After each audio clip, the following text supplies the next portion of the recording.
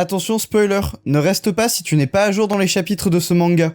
Pour les autres, bon visionnage.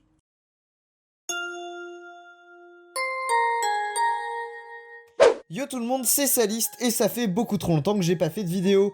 Un peu plus d'une semaine en fait. La review n'est pas sortie ce vendredi pour des raisons qui sont très bien expliquées sur mon compte Twitter. Et vous pouvez aller les voir tout de suite en allant sur le lien de mon compte Twitter en description. Sinon, je ferai peut-être une vidéo pour vous expliquer pourquoi la review est en retard. En tout cas, il y a un concours actuellement sur le compte Twitter et ce jusque jeudi, donc jusqu'au 30 septembre. Donc je vous invite tout de suite à aller sur le premier lien en description qui est le lien du concours directement et à aller faire tout ce qui est demandé pour pouvoir participer. Comme ça, vous pourrez gagner le tome 30 de My Hero Academia en édition collector. Bref, abonnez-vous, laissez le pouce bleu, tout ça, la miniature est un tout petit peu putaclic. Bon, en fait, c'est pas vraiment putaclic, c'est plutôt aguicheur. Si on veut pointiller, on peut dire que le putaclic, c'est quand il n'y a pas dans la vidéo ce qu'il y a sur la miniature. Or, dans la vidéo, vous allez voir Katsuki torse nu, et il est sur la miniature. Donc, c'est pas putaclic. Je défends ma cause. Bref, sans plus tarder, générique.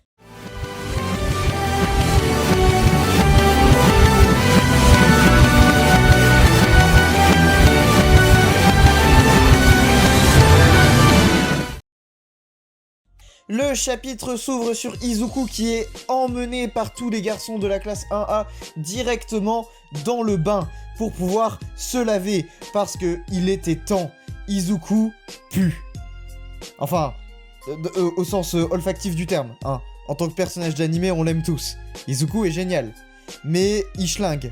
Mais vous avez compris. Bref, du coup, toute la classe décide de le laver dans un mouvement collectif puisque effectivement c'est vrai que actuellement Izuku a une odeur corporelle plus que déplorable puisqu'il ne s'est pas lavé depuis on ne sait pas combien de temps.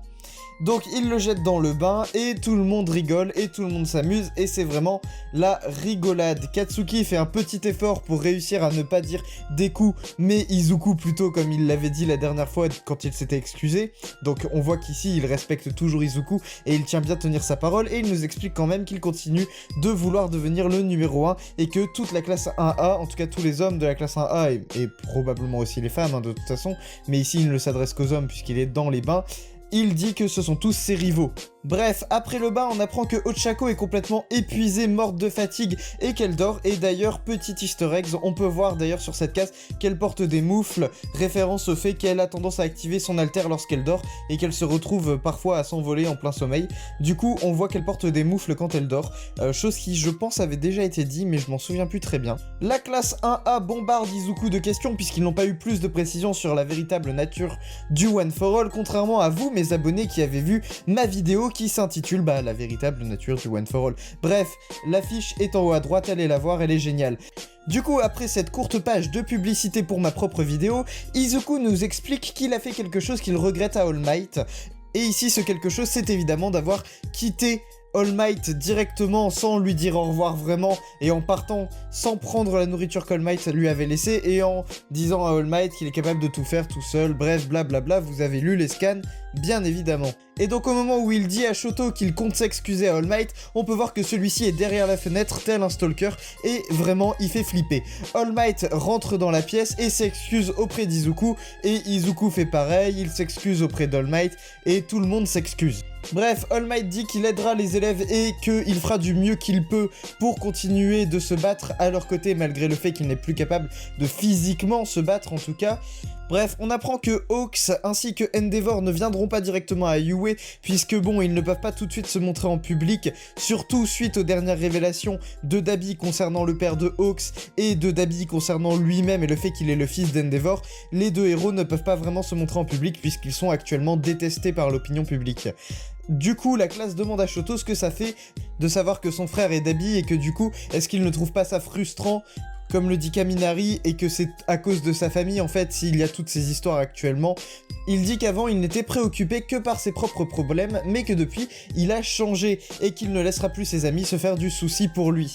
Toute la classe 1A se met d'accord pour dire qu'il faut aller de l'avant, qu'il faut retrouver le sourire et surtout redonner le sourire à la population et qu'ils vont faire comme pendant le festival culturel, changer l'opinion des gens sur eux. On apprend également selon Hawks qu'il ne reste qu'un mois aux héros pour se préparer à se battre contre All for One et Shigaraki. Cependant, c'est ce qu'ils pensaient, puisqu'ils ont eu des informations supplémentaires données par Stein à All Might, ces informations n'étant destinées uniquement qu'à All Might selon Stein, et on ne sait pas vraiment ce que ces informations nous disent.